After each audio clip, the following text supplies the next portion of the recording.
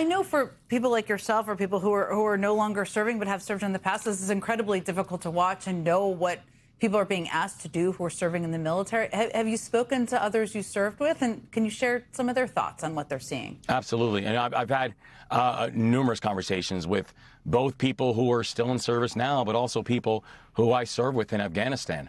I remember the morning that we got word that the 82nd Airborne Division, my old division, was mobilizing to the Middle East, and I spoke with someone who I served with in the 82nd.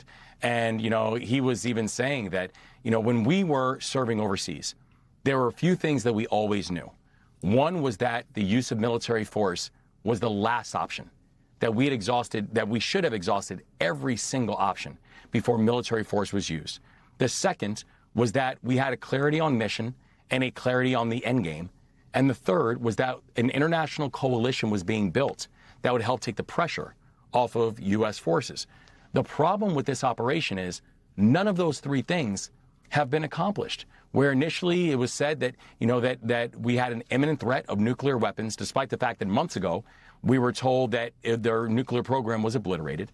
Then it was told that we could not deal with the Ayatollah and this current regime, and that we had to change the regime, even though now the new leadership is even more hardened than the leadership we had before.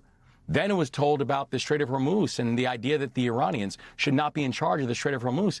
And it's the Iranians right now who are in charge of the Strait of Hormuz. And so we continue to see a goalpost that is moving because we have a president who is trying to figure out how to get out of this and save face. And that's not fair to the soldiers who then have to go and execute on these operations.